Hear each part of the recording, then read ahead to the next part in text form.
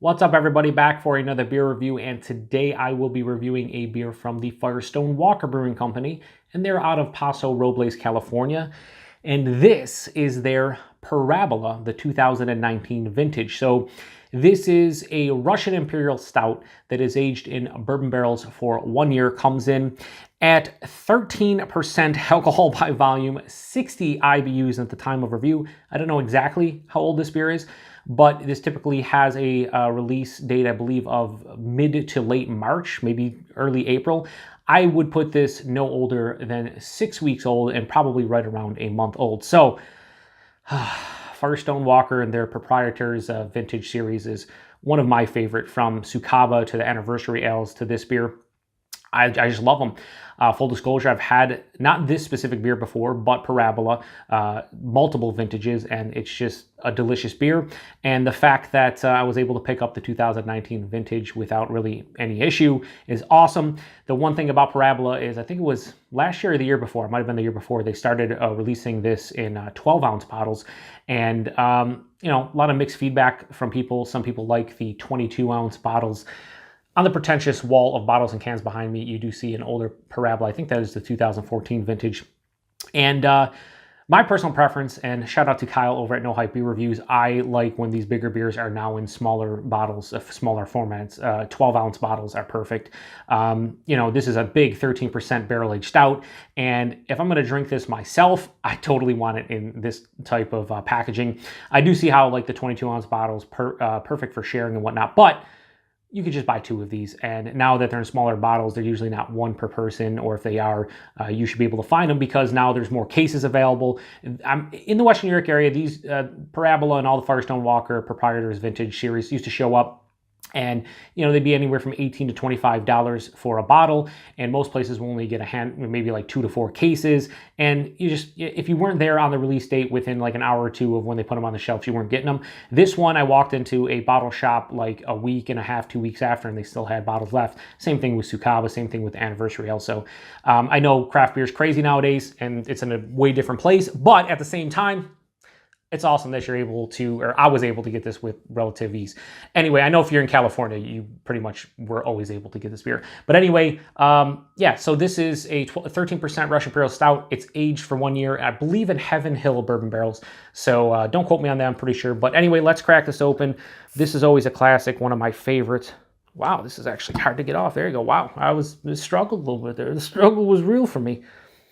So this is probably around room temperature at this point. It's been on my fridge for, actually, I had it in the cellar and then I put it in the fridge real quick because it was starting to get a little warmer down here than I wanted. But anyway, this is probably around 55 to 60. Should be perfect drinking temperature in my opinion. So that's pouring out like Coca-Cola, honestly. It's not as thick and viscous as I remember it. We'll put this over here.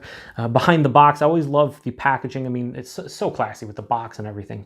Anyway, proper glassware. We got the Proprietor's barrel work. So yeah, that pours out a pretty much pitch black color. When I was pouring, like I said, more like Coca-Cola, but yeah, pitch black, about a half finger of a straight up, I'd say light brown colored head. Definitely looks creamy. Looks like Parabola to me. I don't know. Looks like a great stout of some sort. Let's get a nose on it.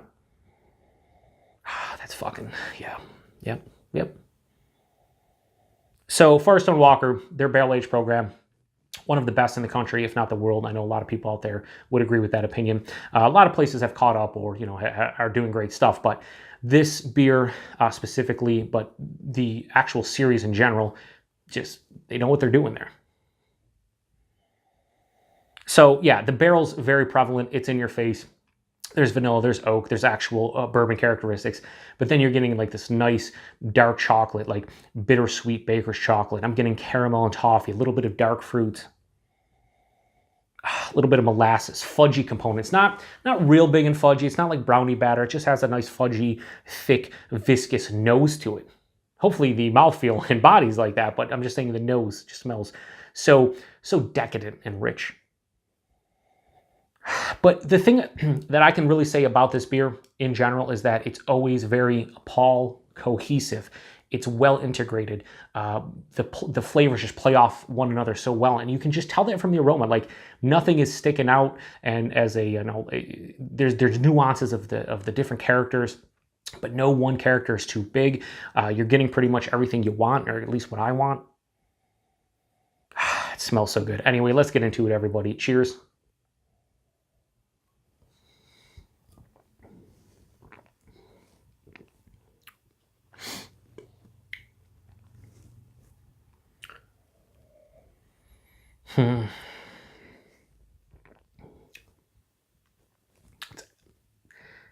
It's fucking great. This is a great beer. Like there's the first thing you notice, or the first thing I notice, I've been saying that lately, first thing you notice, the first thing I notice, this has a lot of sweetness up front. And there's so much, there's brown sugar, molasses, caramel, toffee. There's almost like a nuttiness. It gives me like a marzipan type of sweetness up front. It's kind of weird. I don't really remember getting that. Chocolate, sweet or dark chocolate mixed in with that bittersweet baker's chocolate. A little bit of dark fruits like a plum raisin thing going on. As it passes through the palate, the bourbon kind of attacks your palate. And it's vanilla, it's oak tannin, it's straight on spirit, it's bourbon in your face. But then the rest of the flavors kind of catch up to that bourbon smack in the middle. And again, it becomes very cohesive about midway, maybe 2/3 of the way through the palate. On the back end, it's 13%. You think this is going to be a straight-on, sweet, boozy mess of a beer? Just thinking at 13%, okay, it's going to, the alcohol's going to just kick your ass, and you're going to be like, oh man, I wish it was less boozy. There is booze. This is fresh. I've had this one fresh. I've had it aged. Yes, aging this beer for a year or two, even longer than that, the booze dies out on this. But even fresh, it's for 13%. Keep in mind this is 13%. This drink's like more like 10, maybe 10, 10 and a half. It does have a booziness on the back end. It has a pretty dry finish from oak tannins, from the alcohol in general. And there is a little bit of bitterness in this one fresh too, like a little bit of like hop character still there even after a year of aging. I will say the body, even though they say thick and viscous, this is a touch thin for me. This is like lower side of full body to medium full body. Not for 13%, I wish it was a little bit more thick and viscous. And I always remember this beer maybe even being a bit thin and not being super thick and chewy. Maybe I'm wrong on that. I just off the top, I'm old. I don't remember everything. So maybe this just is kind of a bit thin for what the things I'm drinking nowadays. But it's just, listen, it's not a big issue.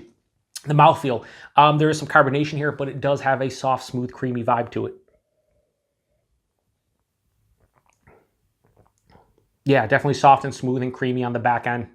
But there is carbonation to let you know that this is a carbonated beverage. It is a Russian Imperial Stout. Yes, it's fucking delicious. This isn't my favorite vintage of this beer. Off the top of my head, I remember that 14 being great. I remember the 13 and 14 and maybe even the 15 being awesome. Certainly the 14 I remember, which is why it's behind me. But this is just an extremely great beer that's always well made. There's going to be different characters and nuances from year to year, like most vintages of beers like this. But the fact that the 13% comes off as 10%, it has a nice, soft, smooth finish to it. All those flavors are well integrated. You get the bourbon, you're getting the spirit out of this, but you're also getting the base, the base character to the beer, which so many times nowadays with these big, imperial stouts that are aged in barrels, or any beer that's aged in barrels for like a year plus, sometimes you just get straight on bourbon, you get nothing else, and it's kind of disappointing. This one, I'm picking up, maybe 8, 10 different flavors, and when you think it's going to be too sweet, it kind of flips the script on you, does a 180, and is like, hold on, no, this is a well-balanced beer. So yeah, rating on this one, not my favorite vintage, but at the same time, this is absolutely delicious, awesome, great, amazing, fantastic beer. So the 2019 or 2000 vintage of Parabola from Firestone Walker, I'm going to give that a straight up 4.75 out of 5. I can't give it a 5 out of 5. I think it is a touch boozy compared to what I remember it being aged, which I guess is not fair, but based on it being fresh, it is a little bit boozy. I can feel warming even into the chest now and on the back of the palate. And it's a bit thin compared to what I remember this beer being. I feel like it was a bit thicker. Again, I'm old. I could be just misremembering, so to speak. But yeah, at the end of the day, It's a fucking delicious barrel-aged stout. $9.99 for this 12-ounce bottle, which some people might be that's a little expensive. For me, I mean, I think it's under $1 an ounce, and it's a quality beer. A beer to this quality, I'm willing to pay an ounce per or $1 per ounce, and this one comes in under that. I'm sure maybe in California you can find this for maybe $8, something like that, but this is just an awesome beer. So if you've ever had any Parabolas or you've had the 2019 vintage, let me know what you think about this one, because yeah, it's always an amazing beer. I'm glad I got the chance to review it on the channel, and man, I'm gonna enjoy drinking the rest of that. So appreciate everybody stopping by for another beer review here on the Beer Patrol. Till the next one, cheers.